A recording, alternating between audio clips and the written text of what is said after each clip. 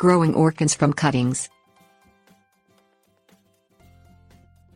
Most orchids these days are propagated by methods that would be difficult or impossible for the home gardener, including mericloning or the raising of seedlings in sterile flasks. Fortunately, many orchids also can be reproduced by easier means, including stem cuttings, backbulb cuttings, top cuttings and Keiki cuttings. To take cuttings, you'll need either a sharp knife or pruning shears. Disinfect these tools between cuts by dipping their blades in a solution of 1 part bleach to 9 parts water. Stem cuttings. For stem cuttings, you need a waterproof tray about 3 inches deep.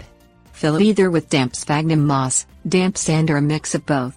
Then clip a cane that's at least 10 inches long, severing it near the orchid's base and just above the node, which is a leaf joint. Cut the cane into pieces that retain at least 2 nodes each, and coat the raw ends of the pieces with a powdered antifungal such as charcoal, cinnamon or sulfur. After laying the pieces horizontally on top of the medium in the tray, press them only lightly into it so that their surfaces remain uncovered. Encase the tray in a transparent plastic bag and place it in a warm location where it will receive bright light but no direct sun. In about 3 to 4 months, some of the cuttings may send up new plantlets from the nodes.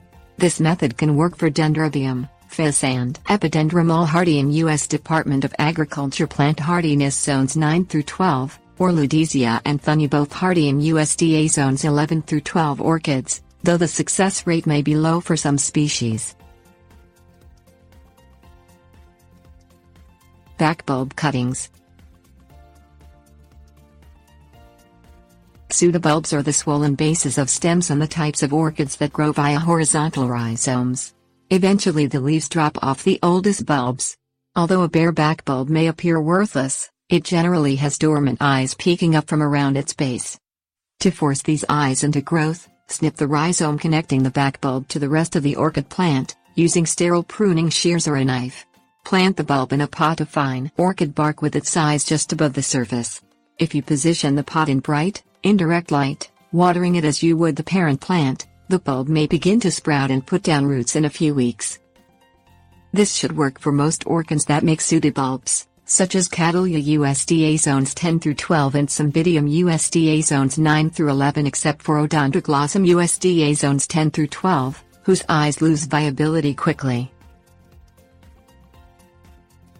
Top cuttings. For orchids that produce lots of aerial roots on their stems, such as Epidendrum USDA zones 9 or 10 through 12 and Vanda USDA zone 12, you can simply remove and replant a cane that has grown too tall. When detaching it, find a node that is surrounded by aerial roots, both above and below. Cut beneath the node, so the cutting is already rooted when removed. Pot it in the same type of medium in which it originally grew, with the node and its accompanying roots beneath the surface. The cutting will need a stake for support until its roots take hold to anchor it in place. Keiki cuttings. A Keiki Hawaiian for baby is a plantlet that may sometimes form on a stem or near the base of an orchid. Allow it to continue growing on the parent plant until it has roots at least 1 inch long and 2 or 3 leaves. Water the parent plant on the day before you plant to remove the Keiki. Then cut its stem beneath the roots and plant it in a pot of fine orchid bark, keeping its roots near the surface. Keikis may appear on Epidendrum, Dendrobium, Phalaenopsis USDA zones 11 through 12 or Vanda orchids and should bloom about 1.5 to 3 years after their appearance.